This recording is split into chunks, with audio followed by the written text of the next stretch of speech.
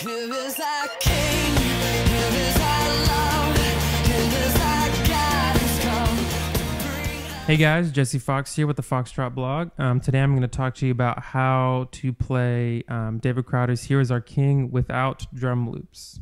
So Jeremy Bush, or BWAC, David Crowder's drummer, great musician, but he uses a lot of drum loops for his grooves, and it kind of gives him a unique kind of a dancey feel.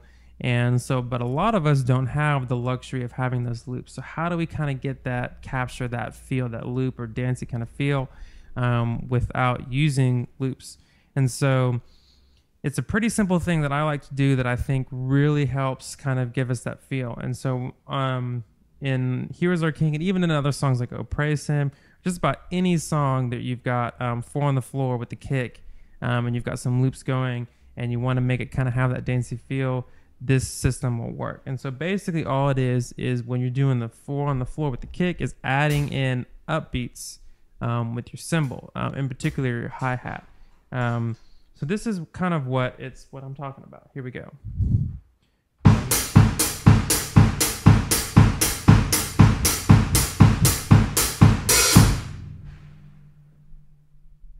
Pretty simple, right? But it gives it that kind of dancey feel. And so now what I'll do is I'll kind of show you how you incorporate that. So I'll kind of play the intro for you. And I do several different little variations. I fill in some 16th notes. The main thing is I'm playing 8th notes with my right hand, with accenting the ands. And then I'll fill in some 16ths to my left, do some little swishes, and then all while keeping the bass drum going and then those accents on the ands going. So here we go.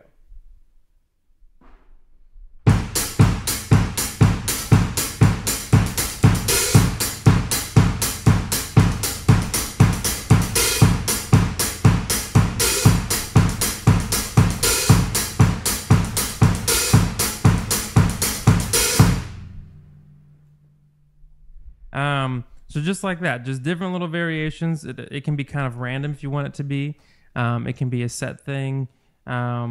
Just making sure that you keep those accents on the ands going the entire time. Now, for the verse. So for the verse, for this particular song, we've still got the 4 on the floor going, obviously, and then we have 1, 2, and 3 E, 4.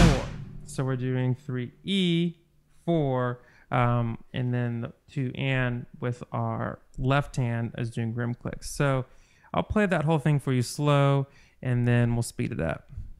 1, 2, and 3, 4. 1, 2, and 3, 4, and so if you're not used to playing the upbeats with the 8th notes and accenting those the ands, that may be kind of difficult for you to do at first. So what I would do is I would just practice just doing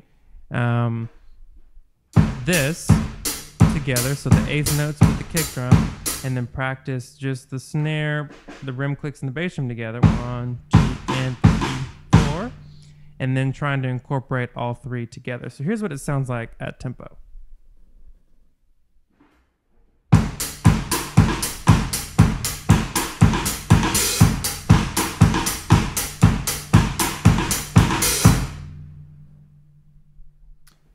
So that's how I do the verse. Now, on to the ocean part of the little pre-chorus.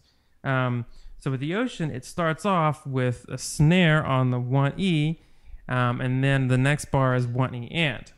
So what we need to do is we need to do 1E and then immediately hit that accent with our right hand over on the hi-hat. And then though, when we do 1E and, so since we're doing the and here, we'll just wait and we'll just do the downbeat and then go for the accent. So here's what it sounds like slow.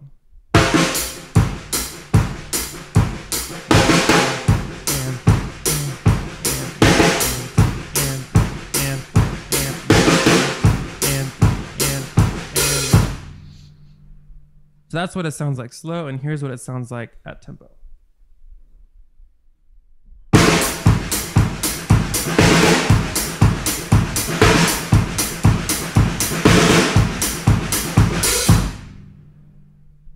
So again, even through that part, playing those upbeats on the hi-hat helps keep that dancey feel kind of going, and helps feel like it's really grooving and things. And then now for the chorus.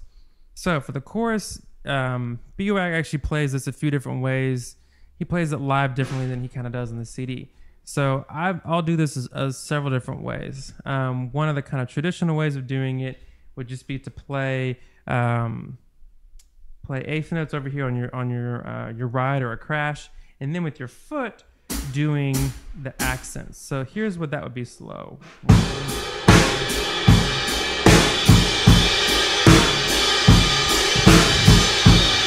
And if you notice, I'm adding, and I did it every time there, but I wouldn't normally do it every time, a 4 and 1 on the kick drum. And to me, that also kind of helps add the illusion of a drum loop. Another way you could do it is you could just do it all on the hat. So just like you were doing the eighth notes over here before, but just open it up. So like this.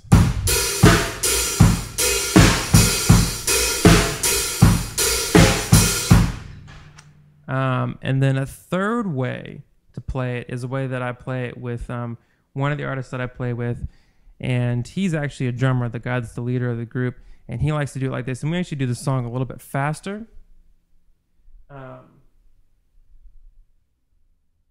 Than it is on the CD. We do it 125 or higher, and we kind of do. It's still a 4 on the floor, but the snare does the 1, 2, and 3, 4, 1, 2, and 3, 4, kind of the Coldplay clocks kind of groove. And so that's what this sounds like. So just if you're looking for another variation, this is give you another option. And on this one, I do break away from doing the upbeats with any cymbal because it's a completely kind of different feel. So here we go.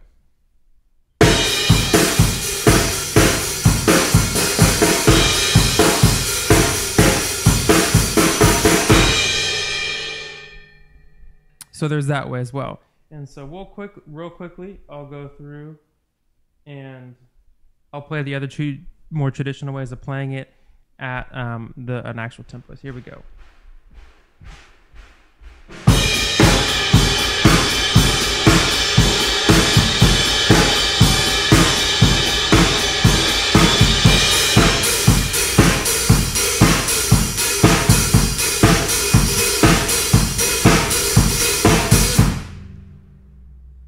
And then if you heard there when I was over at the hats, I even filled in some 16th notes there, just to kind of bring back kind of what we were doing during the intro.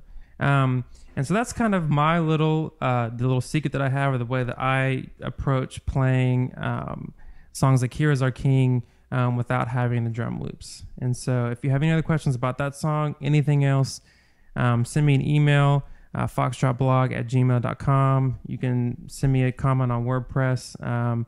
I'm at the foxtrotblog.wordpress.com, or send me a tweet at jfox815. Thanks a lot. I'm Jesse Fox with the Foxtrot Blog. See ya.